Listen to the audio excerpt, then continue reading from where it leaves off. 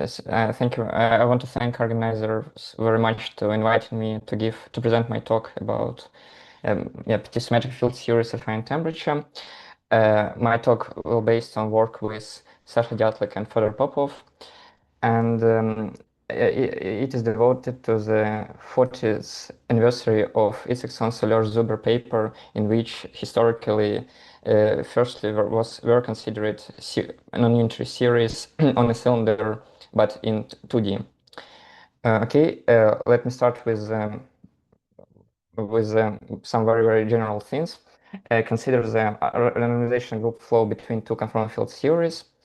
And in 2D, we have a very concrete constraint on this flow. So we have C theorem for unitary series, which was obtained by Zamolodchikov in 1986.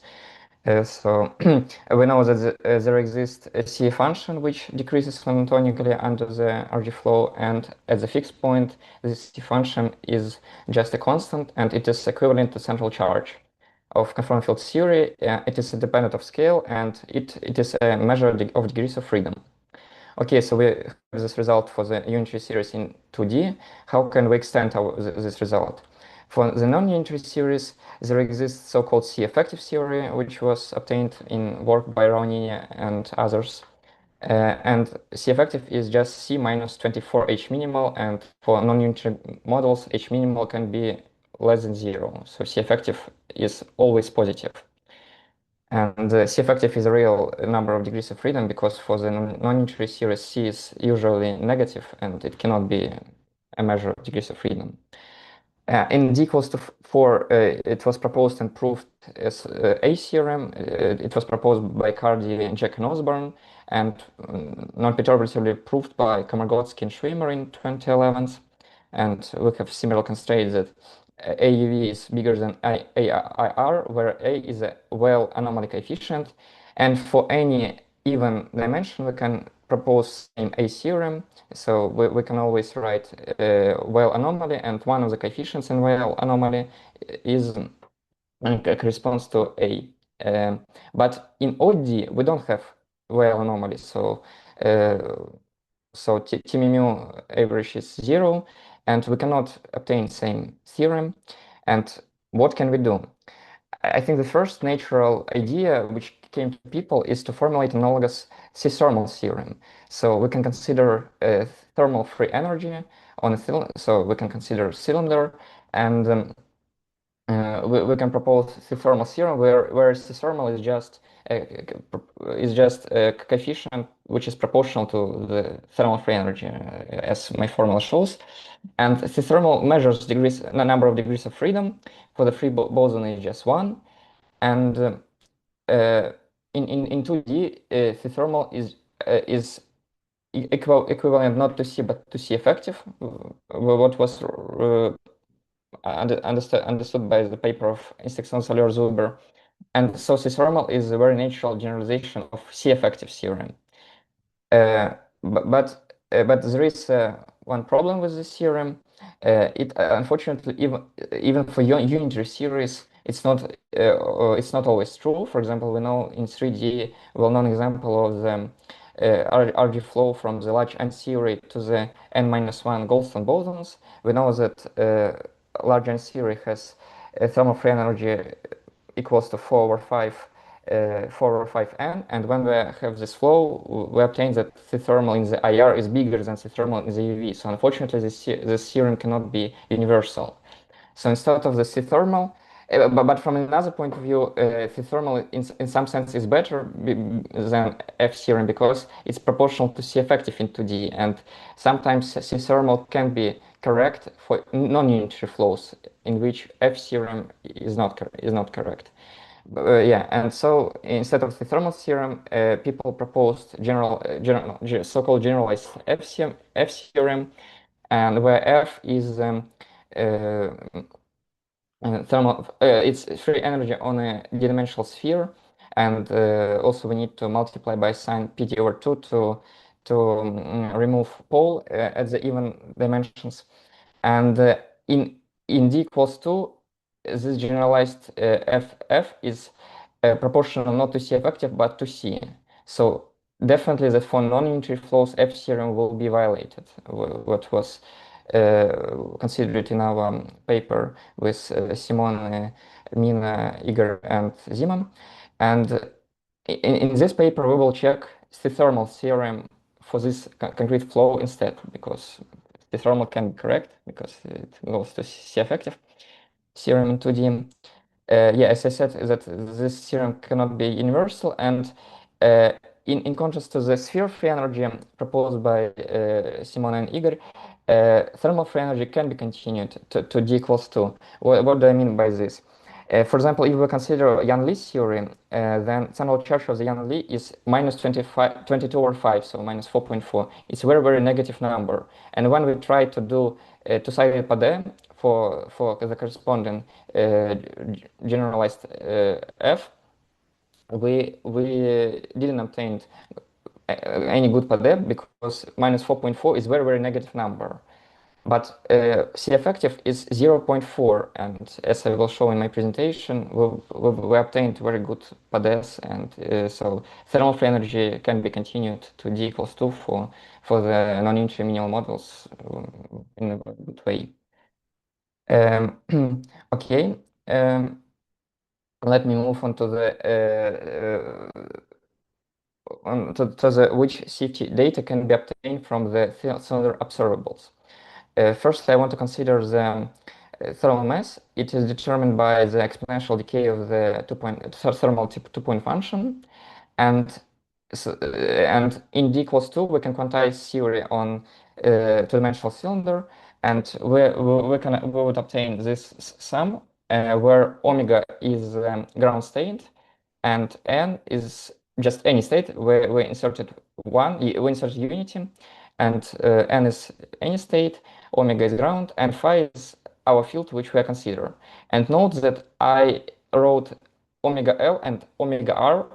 I didn't write omega and omega because for the non-unitary theory they're not they're not equivalent as usual.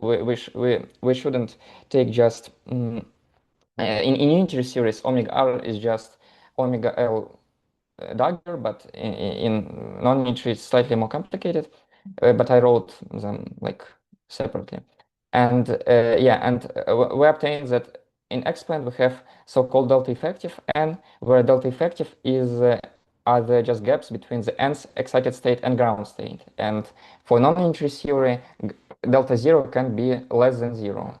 So for unitary series, it's always zero, but for non-unitary series, delta effective is always positive, and it can be bigger than delta n. And just comparing this formula with definition of M thermal, we can obtain M thermal as 2 pi delta effective over beta, where delta effective is gap between the ground state and the lowest excited state, whose OP coefficient with phi is non-zero. So coefficient C omega phi n must be non-zero, because if we have zero 3-point function, then we just don't have this term corresponding term in the sum.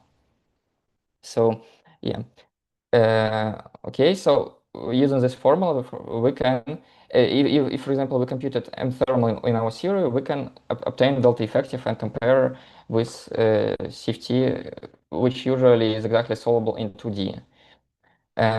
And the next quantity which we can calculate is thermal one-point function. It determines OP coefficient just by just knowing the fact that two-dimensional cylinder is conformally invariant to plane. We can relate one-point function on cylinder to the three-point function on plane.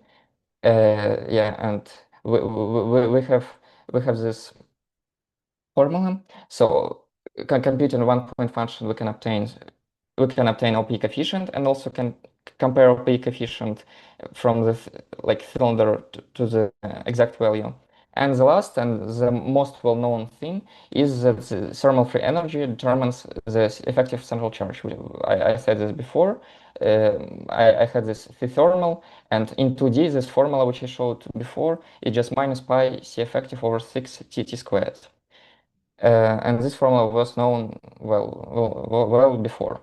And so computing one-point function, thermal mass, and thermal free energy, we can obtain all OP data of the CFT. We can obtain CF active, one OP coefficient, and one delta.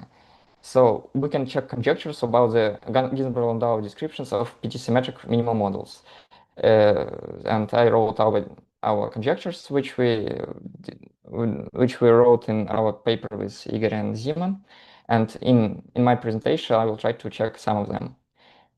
Okay, and another motivation of computing of thermal free energy, it can be a consideration of theory on S1 cross SD minus 1. We can consider our CFT, and partition function can be written as this sum, in terms of this sum, and it can be written through the spectral density rho of delta. And then we can take high temperature limit. In high temperature limit, we can say that our log Z is just minus F multiplied by V, and V is just beta and beta multiplied by the area of sphere, because in this limit we can say that our space is just looks like flat, and then we can obtain rho of delta just as an inverse Laplace transform. I think it's known, of course, and I'm just saying this for the given another motivation of computing F, that knowing F we can extract a log rho of delta, which is also, it could be interesting. Okay, and now I want to move to concrete theories. Let me consider the simplest theory ever. It's just free massive scalar, and we can just an exercise to compute thermal free energy of free theory. Yeah, so for free massive theory we have this sum over Mossabara frequencies and integral over k. And omega n is just 2 pi n over beta, because I probably forgot to say that in our work we considered only bosonic theories. Fermionic also could be interesting, what we'll do in future work. Yeah, but for bosonic theory we have this integral sum, and then we can consider Masslow's case. In Masslow's case, we're obtaining again what I showed to you before, but just with C thermally close to 1, because it's just free scalar boson. Yes, and next we want to calculate general M answer, and for differentiating with respect to square mass, we can obtain this sum, and integrating we can obtain answer, and I think it's well known. And the interesting thing that this sum has one or epsilon pole near even dimensions.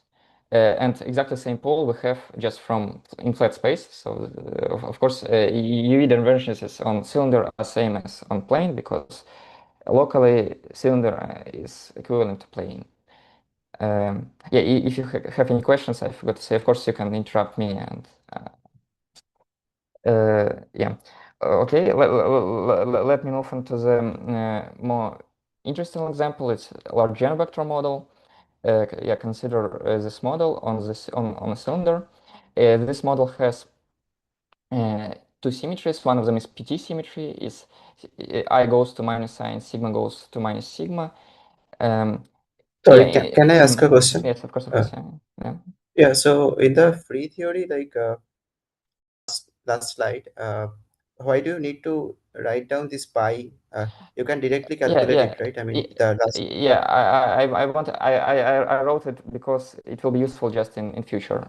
This pi, because this pi naught will be It will give you the gap equation. So exactly. It will give me a gap equation, and also it is equivalent to phi squared correlator. But I just wrote it. Of course you can directly obtain F3 without this. It's just I wrote it just to show the notation.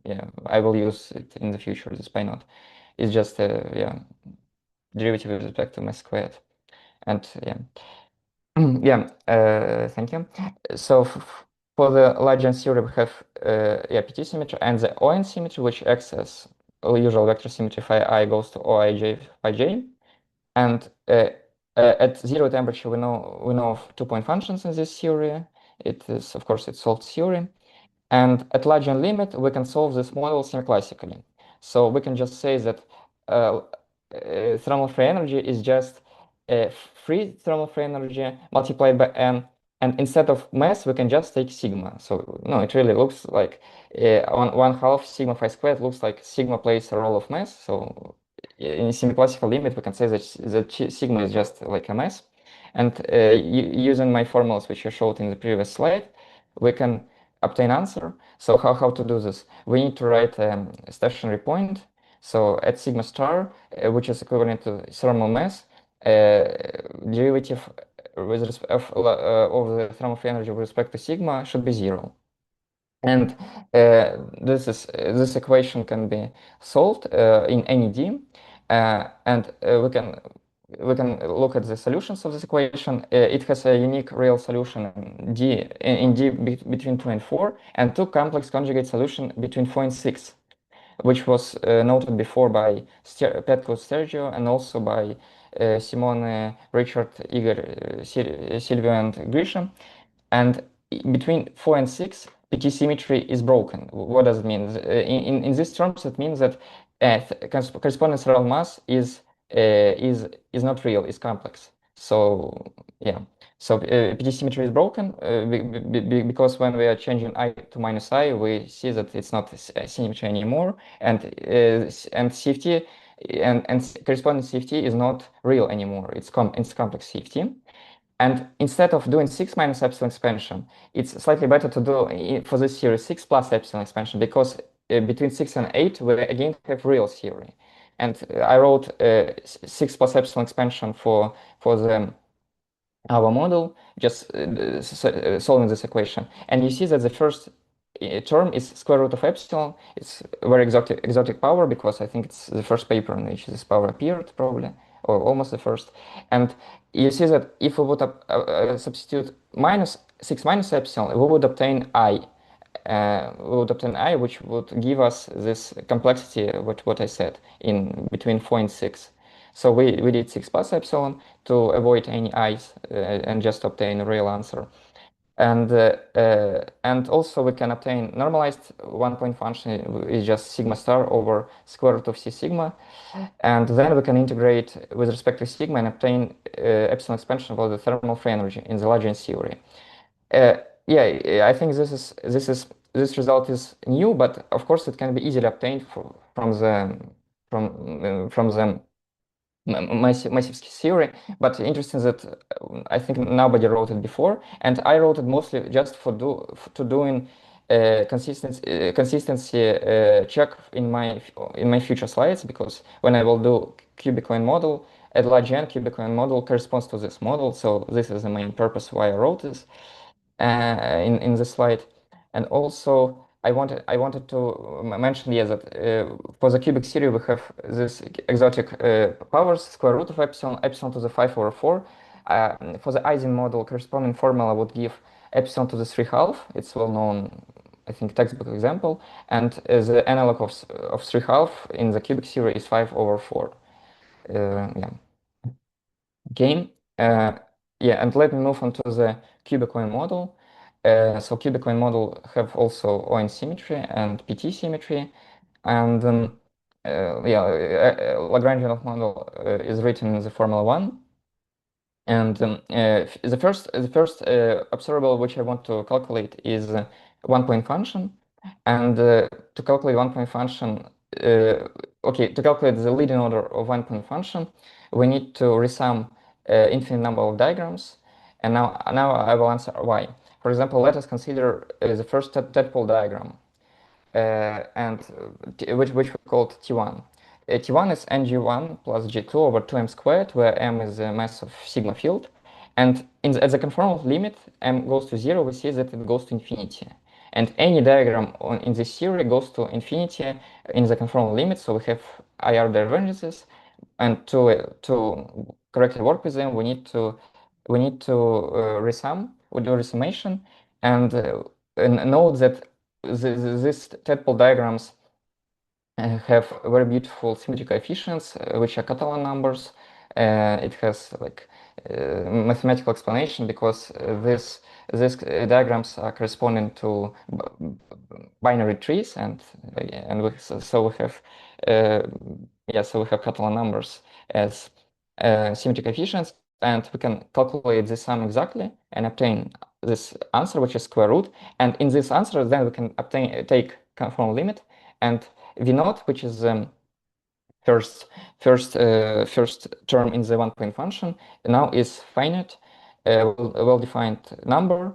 But this number is the only leading result in the one-point function. And as a consistency check that we didn't make any mistakes, we can substitute case so-called n equals -2 when we take negative n, that corresponds to changing bosons by fermions. And by simplifying fermions, and instead of phi I, we would have theta I bar, and n equals -2 is a known example in which we have a so-called OSP supergroup symmetry. So in this case, G2 is exactly equal to 2G1. So beta functions for G1 and G2 are equivalent in this case. And in this case, we must have that one-point function is 0, is exactly 0. And you see that our formula is in agreement with this consistency check. We also obtain 0. So this is good. Yeah, and I want to show another method how to obtain this answer, probably more easier without even any computation of symmetry coefficients. Note that these diagrams can be generated recursively. So if we have any diagram in one-point function, it can finish by this tadpole, or can continue by two way. It can go further like a tree, so it can continue by G, or it can be finished by tadpole. So it have so for any dot, we have two ways on how to continue. We can finish or go further, and it corresponds to this quadratic equation. So the first term corresponds that we are continuing with G2, and we have V naught squared, because then we have two ways, and this corresponds to this V naught squared. And the second term corresponds to the tadpole, and this tadpole can be rewritten through pi naught. This is why I define this pi naught, because it's exactly phi squared one-point correlation function.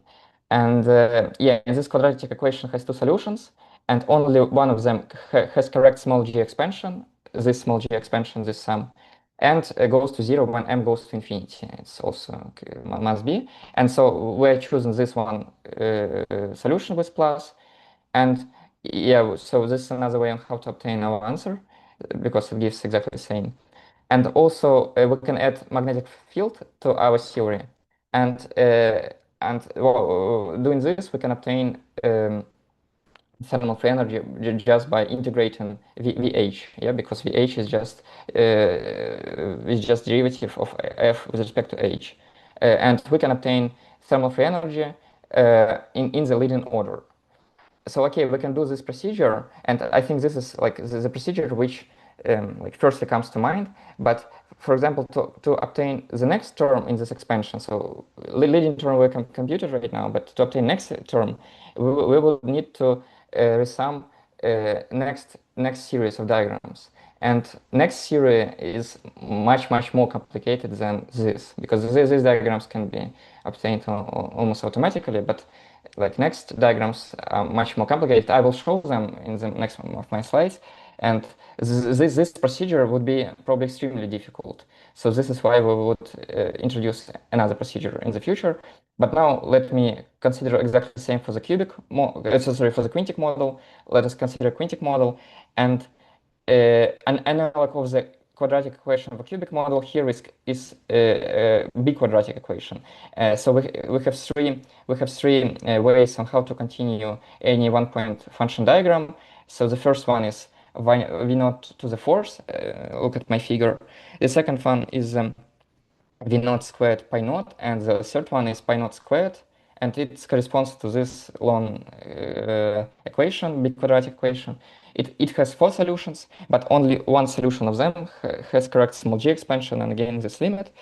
And yeah, I wrote this answer for the node for this model, and again for them when n equals to -4, we have so-called OSP14 model, which was discovered by Igor Klebanov in his work, and again we obtained that v naught equals to 0, and it's a consistency check that our calculation was correct. But again, it is only a leading order result. And the next order would be much more complicated. So we want to introduce so-called thermal ordering for these models. So first, let me consider the simplest cubic Yanli model, which is cubic ON model in which n equals to 0. Just same Lagrangian, but n equals to 0.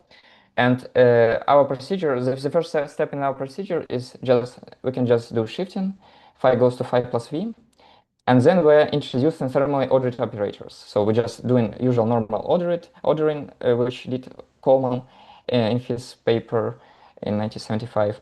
And while we're doing this, doing this procedure, we eliminate all of the tadpole diagrams. So all of these diagrams becomes 0 after this procedure, and we don't need to calculate them anymore. And it's also very natural to do for the cubic theory, and people often doing this. Yeah, and doing both shifting and this thermally ordering, we're obtaining this action which I wrote in the last line, and then we want to also we added and substituted m thermal phi squared over 2 term, and finally we obtain the last line, and we want to eliminate terms phi squared dot and phi dot, and we would obtain 2 equations from them, which are called gap equation. So one of them is that m thermal squared is GV, and another of them is v squared is minus pi naught. So in this case, gap equation is very easy, and so we have just again we have 2 solutions. V is plus minus I square root of pi naught, but again we're choosing only one of them, which corresponds to positive thermal mass. Of course, we want to have positive thermal mass squared. We're considering only real conformal field theory. And we're choosing that G has beta function for the cubic theory also gives 2 solutions with plus I and minus I, and we're choosing a solution with plus I. So for V, we're choosing solution with minus I. So the combination GV is positive. And after this, we can obtain thermal free energy. And I wrote it in this form. So of course, GV is equal to m thermal squared, but I wrote it in this form just to show that these 2 gap equations can be also obtained by another way, just by differentiating of F with respect to V and m thermal squared. And it gives exactly the same equations, and then substituting gap equations to the thermal free energy, we're obtaining the last line. So we obtained this result, which I showed you before. I mean here it's same result, just when n equals to 0, the equivalent. But in this description, we would obtain much more terms than just leading order, and I'll show you. But again, first I want to also obtain, to consider quintic model. Why we're considering like also quintic model, because like quintic model is in some sense a critical version of the cubic model. So and it's also PT-symmetric theory, and it's studied much worse than cubic theory. So consider critical Yanli model, and doing exactly the same procedure with shifting and introducing thermal ordering, we can obtain self-consistent gap equations. And in this case, we have again four solutions instead of two. And of course, in the theory 5 to the 7, we would obtain six solution. So in any 5 to the 2n plus 1, we can do exactly the same procedure. Yeah, and only one solution has good properties. And again, gap equations can be obtained as extremization of thermal free energy with respect to V and m thermal squared. And using them, we can obtain also leading order result for the thermal free energy. And yeah, right now I only consider it the working with the IR divergences. So of course, usually also theory has UV divergences, but UV divergences are same as in the plane. But next I will consider both UV and IR divergences. Yeah. So let me consider again cubic coin model, and now we will work with general M, and we will work in d equals to 6 minus epsilon. So we're choosing renormalization, the dimensional continuation, dimensional regularization scheme, usual MS scheme as on the plane. Again, as I said too many times, this theory has PT symmetry and ON symmetry. Yeah, and G1 and G2 are purely imaginary. Probably also forgot to say that in all of my series, my couplings are purely imaginary. It's important because if G is real, then we're breaking PT symmetry because we have cubic terms, and just sigma naught go into minus sigma naught would give just breaking of PT symmetry. So G must be purely imaginary. And again, we must shift sigma naught by V, and we can use thermal ordered operators. We're obtaining gap equations in this theory. So yeah, we have this gap equation, and G1 pi naught plus G2 pi naught plus G2 V squared equals to 0. And I want to remind that that argument in the pi naught is thermal mass, and thermal mass of the phi field is G1 naught V, and thermal mass of sigma field is G2 naught V. Yes, and okay, and this gap equation can be solved iteratively in d equals 6 minus epsilon, so we can do iteration by iteration, we can obtain more and more terms in epsilon expansion. And Sorry, yeah. hello. Yeah, are these theories like unitary finally or I mean, it's not? they're non-unitary, but they're real. It's important. So they have real spectrum, but it can be non-positive. They're non-unitary. They're Yeah, I non-unitary. mean at some point I could see the 1 point function was becoming like imaginary It's I times imaginary something. always. It's always imaginary. I can say. Yeah, Okay, yeah. First is this. Second, how to see this is, for example, we can consider OP coefficient, and OP coefficient, or for example, sigma sigma sigma in the leading order is just G2. Yeah, and as I said, G2 is purely imaginary. right, And right. for example, 3-point function sigma phi phi is G1, same. Uh, yeah, so and also they're describing non-unitary minimal models in d equals 2. So for example, n equals 0 model is corresponds to Yan-Li model, so it's just a cubic model, and in d equals 2 is m to 5 minimal model, which has a negative central charge, and n equals 1 theory is corresponds to m to 8 minimal model. But I'll definitely would say about this because yeah, it's very important.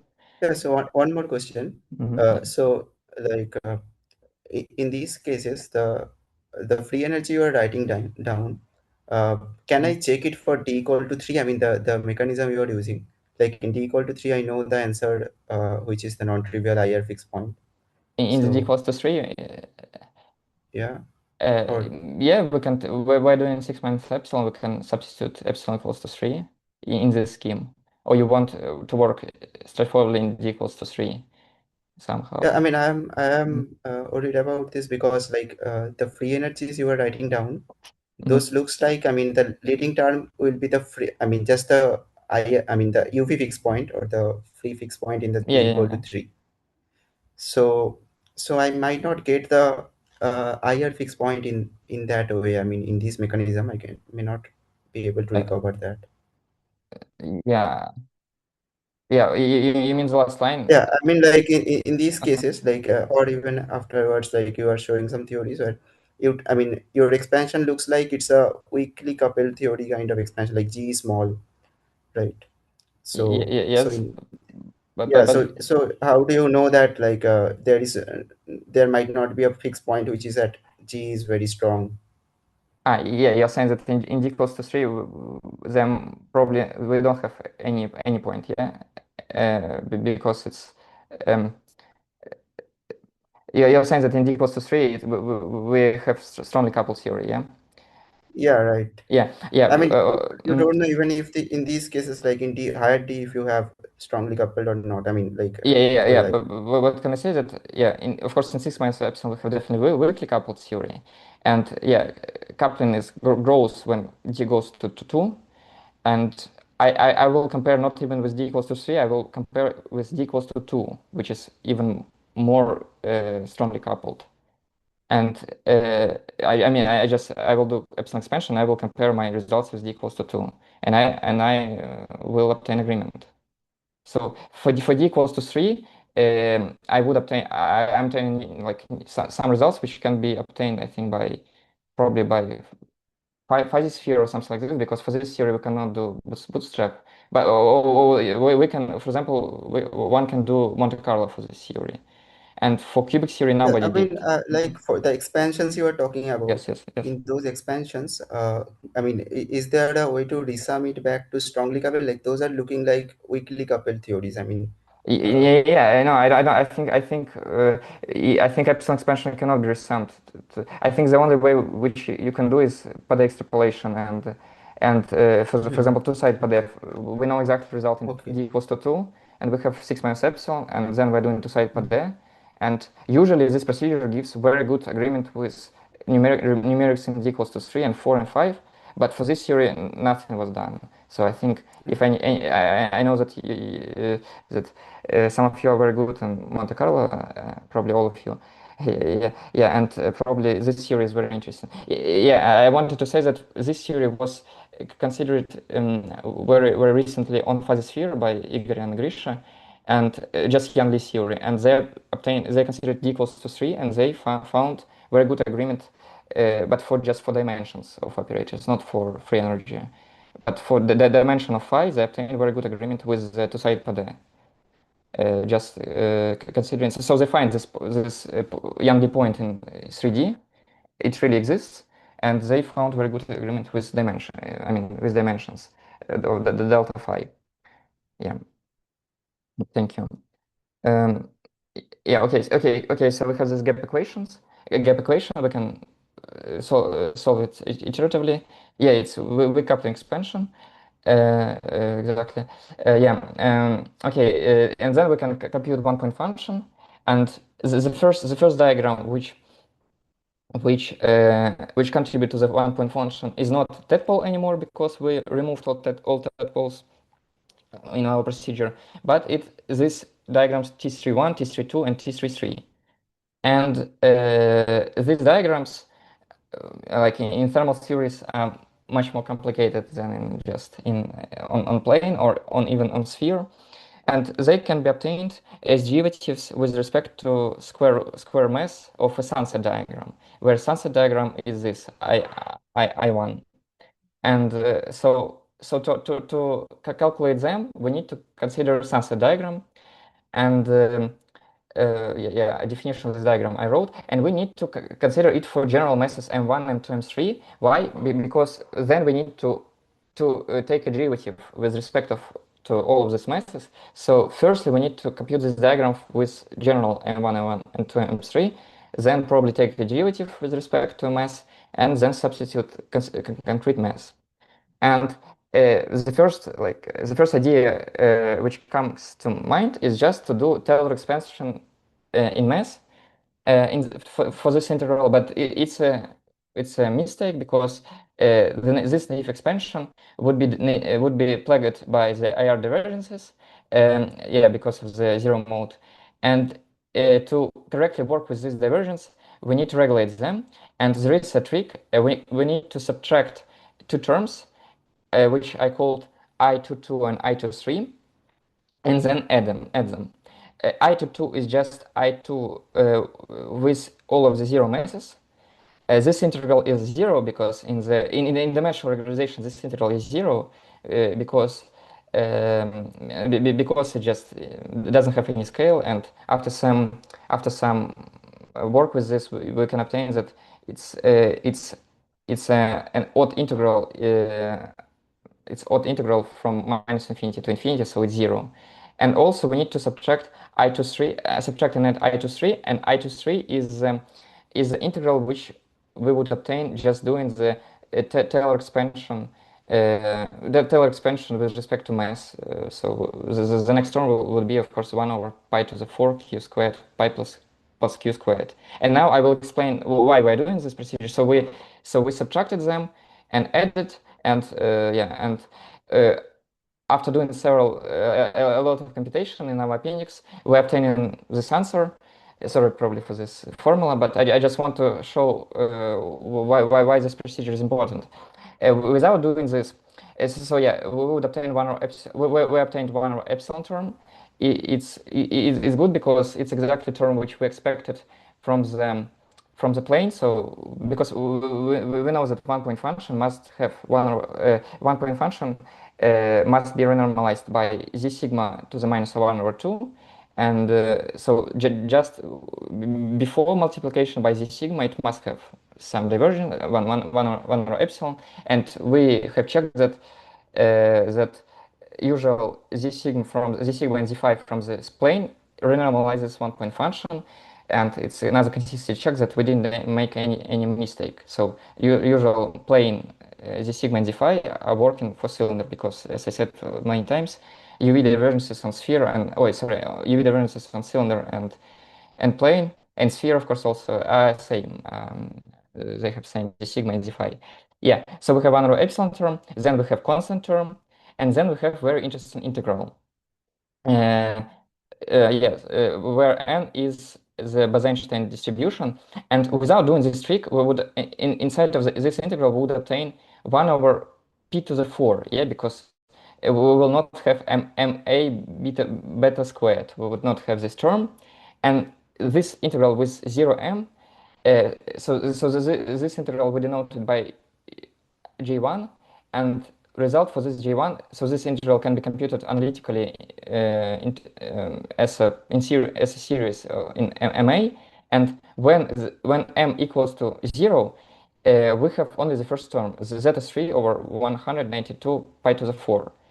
And in the final answer, we're obtaining again this 1 over epsilon term, then constant b term, where b we know only numerically because of the sum, because of this sum in the last in the fourth line. Yeah, this minus 4. This sum over np. We don't know how to compute it analytically. We know only how to do this numerically. We have some code in Python which computed this integral, and yeah, so we have this b, but without doing this trick, which what I said before, we cannot obtain the next term ma beta 1 over 1152, because without doing this trick we can obtain only even powers in mass. Yeah, because firstly we have is that all of the masses are acting like as squared, m1 squared, m2 squared, m3 squared. So this term MAB beta over 1152, it contributes as MA cubed. So this is non-analytic term. And if we will go further, we would obtain MA log MA. So of course, all of these terms cannot be obtained just by doing naive Taylor expansion, because Taylor expansion can give you just m squared, m to the 4, and without doing this trick, we would obtain just ma squared, which I showed exactly the same, and then it would give ma to the 4, which is with an infinite coefficient because of this IR divergences. So this is why we did this trick, and doing this trick we obtained good, well-defined small m expansion, and then we can take derivative with respect to m, substitute to this to this t3, t2, and t3, and we can obtain one-point function. Yeah, unfortunately, I didn't write final answer for this because it's extremely huge, but yeah, but I will show results for concrete fixed point in the future. So yeah, we considered one-point function, then we considered two-point function. Why do we did this? Just to obtain thermal mass in this theory. So yeah, we considered this diagrams, yeah, which looks like uh, yeah, as usual two-point function diagrams. So yeah, also I wanted to say that two-point function has two contributions. The first part is this diagrams like this, like I showed, and also another contribution is from one-point function multiplied by g1. G1 is a cubic vertex, and just in two-point function we can take we can draw g, and then if we have non-zero one-point functions, then we have corresponding contribution two-point function, which is g1 multiplied by sigma, where and sigma is v plus sigma naught. This is because, as I said before, we did shifting, and one-point function in the original theory is not sigma naught, but sigma naught plus v, where v is our shifting of our field. And then we're taking usual normalization conditions that inverse normalized connected two-point functions are zero when p squared is minus m squared, and we obtain final answer. But as you see, I wrote this answer because for the thermal mass we obtained very little number of terms, and for the thermal mass of phi we obtained square root of epsilon term. In terms of g, it's just g term and then g squared term. And for sigma, thermal mass of sigma, we also obtained a term g and then g squared, but mystically g squared term we obtained just exactly zero g squared term. So we have some self-contraction which removed this term, and probably we don't know why. So we just obtained two contributions, and they exactly removed each other. Yeah. So for this quantity, I can write answer in a beautiful way in presentation. And the last thing, the third thing, is thermal free energy. So for the thermal free energy, yeah, to compute it up to two loops, we need to consider these Sansa diagrams, which I showed you before when we computed one-point function. And we have this computation, so because it's exactly what I did before. And yeah, for thermal free energy, we also have answer, which I also unfortunately cannot show in presentation, but you can find it in our paper. Even in paper, it looks like six line answer. But yeah, but I will show this answer for the concrete examples. So let me consider concrete fixed points. The first one is cubic Lagrange model. So we can just take a Lagrange limit in our model, and again we need to take not 6 minus epsilon but 6 plus epsilon expansion, because only in this expansion we have purely imaginary g. So I want to consider only series with unbroken PT-symmetry. And if we substitute these fixed points to our thermal free energy, to our one-point function, and to our thermal mass, we obtain an exact agreement with the Lagrange results, which I showed you here.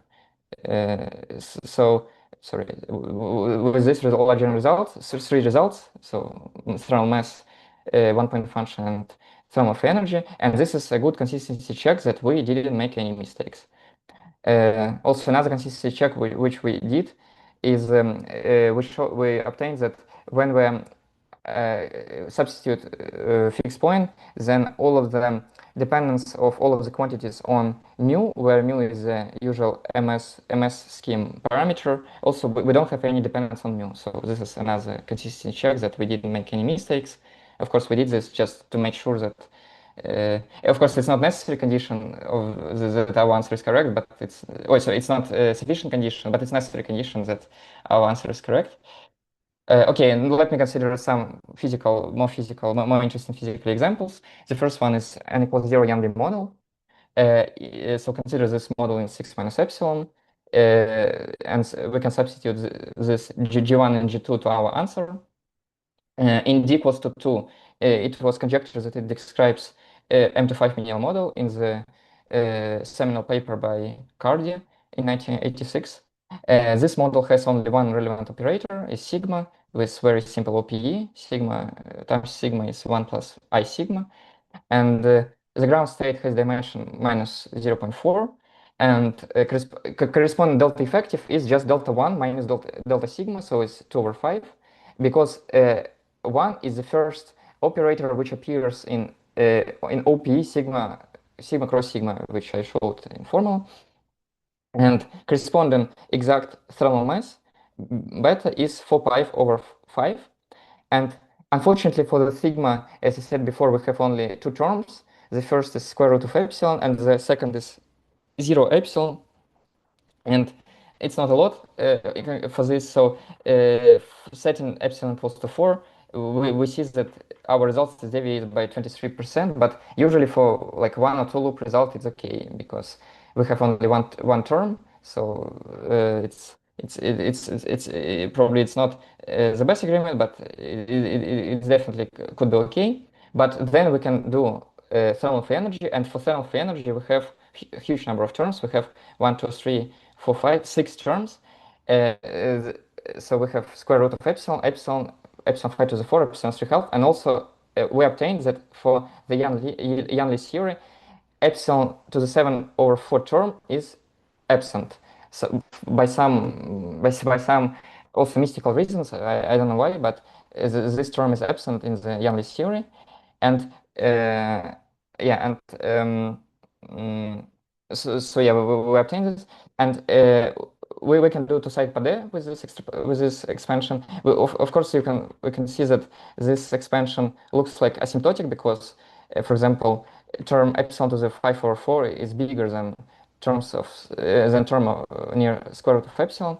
And one of the things which we tried is just to truncate this expansion up to O of epsilon, and it gives extremely good result. It gives that even without doing any Padé extrapolations, just substituting epsilon equals to 4 gives 6.8% with the exact M25 result. And yeah, it supports the Cardi conjectures, but also we did two-sided Padé, a lot of them, which I showed on the figure, and you see blue, orange, green, and red, the different Padé, and you see that they're pretty plus minus in agreement. Of course, I would trust two-sided Padé more than just truncation of the expansion. I mean, truncation of the expansion is just dashed line, even without any Padé. But it gave very good agreement even without doing any Padé, and we were very surprised. Yeah. So for example, yeah. So the two-dimensional result is just exact result from the M25 minimal model. Just C effective is 2 over 5. But for example, 3D result, 4D result, and 5D result are new results, which would be very interesting to compare with some numerical method. Yeah, and let me show another example, probably even more interesting. Yeah. Mhm. So what is this 6.8 mean? Is it the relative error or? It's 6.8. It means the difference between exact two-dimensional answer from minimal model and this the dashed answer when d equals to 2. So the dash goes to the minus 0.19553, and exact is minus pi over 15. I see. And this is this difference. I just showed this. It's very low because usually when we have epsilon expansion without any Padés, it just doesn't have any sense. Usually, for example, if we would include next term epsilon to the 5 over 4, we would obtain very stupid number for this. It's even have another sign, so of course it's wrong. But So it's somehow, very specific and very lucky somehow, right? what's right, specific?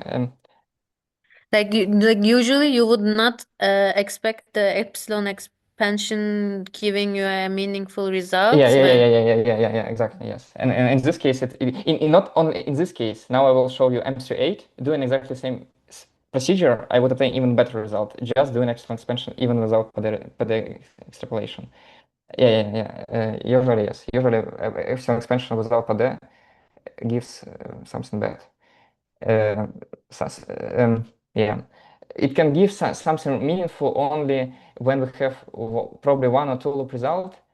Sometimes it gives, for example, like 20% agreement, and it's good because it's only one loop result. But when we have a lot of loops, usually these terms have alternating signs, and substituting some epsilon gives something not meaningful.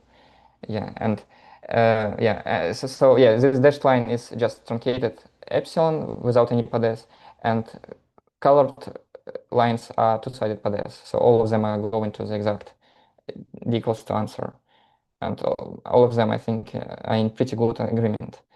Yeah. Okay, let me move on to the n equals 1 model. The n equals 1 theorem, it was conjectured by Igor, Zima, and me that this model is describes M38 minimal model with this dictionary which I showed in this table from our paper. So fields which would be interesting for us right now are sigma and phi. So sigma is related to the 513 field from the Katz table of minimal model, and phi would be related to the 514 minus. And OPEs in this model, of course, are also well known in this minimal model. Sigma cross sigma is I plus 1 plus I sigma, and sigma times phi is I phi. And the ground state is sigma field with the dimension minus 1/2, and corresponding delta effective phi is delta phi minus delta sigma, and delta effective sigma is delta I minus delta sigma. Note that for delta effective sigma, we have the next field which we see in the OP is not phi, because phi is zeta odd operator. It cannot be appeared in the OP sigma sigma, but it's 1. Yeah, sigma sigma is 1 plus I sigma. And this is the reason why effective deltas are different for these fields. And of course, epsilon expansion for these fields are also different. And interesting that setting epsilon to the 4 to our answers gives, so for delta, for m thermal phi, give again 23%, which is also same deviation as we see in Yang-Lee model. But for m thermal sigma, somehow I obtained 1.3%. Just one loop result gives so good agreement. So this is also very surprising. It shouldn't be so good, I would say. And this for thermal mass comparing to these dimensions, and then we can compare thermal free energy, and yeah, and here it's even more interesting. So doing the same truncation of the expansion, it gives me so again dashed result. You see the dashed result lies exactly in the yellow result, but yellow result is two-sided Padé. So the truncated expansion gives me 1.1% of the exact M38D result. So this is I don't know why it works so well. And even in I did the same for the quartic theory, just for the phi to the 4 and compared it with M34, and it also works pretty well, but I think it gives 6 or 7%, something like this. So this is exactly the same truncation. But here for the M38 minimal model, it gives like extremely good agreement with the minimal model, even without doing two-sided Padé. I mean, when we're doing this truncation up to the O of epsilon, exactly the same truncation as I did for M25 minimal model. Of course, it also supports our conjecture. Yeah, and also I showed different Padé picture, so blue, yellow, green, and red, and you see that all of them are going to the same point. And also we can, as I said in start of my presentation, that the thermal theorem corresponds to C effective theorem in d equals to 2, and it's more interesting to check the thermal theorem for the non-unitary flow from the M310 minimal model to M38 minimal model. And yeah, I took this difference from the EV to IR, and I found that C-thermal theorem is we found that C-thermal theorem is not violated for this flow. And F theorem was violated. We did with Igor and Zima exactly the same flow, but when we computed difference in sphere free energy, we obtained that it was violated. But so again, the thermal theorem probably is much better than F theorem for non-unitary flows, but unfortunately cannot be a candidate to a universal F-effective theorem, which would be correct for both unitary and non-unitary, because again of this example from Leiden model to n-1 Goldstones, this 4 or 5 well-known such 4 or 5 result.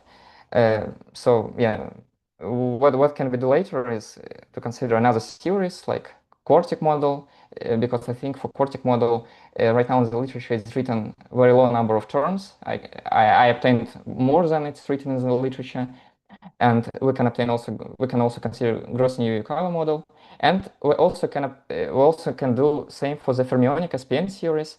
SPN is related to ON, just taken n goes to minus n, and we need to change boundary condition from bosonic to fermionic, and almost all of our result can be directly written for this cubic SPN theory.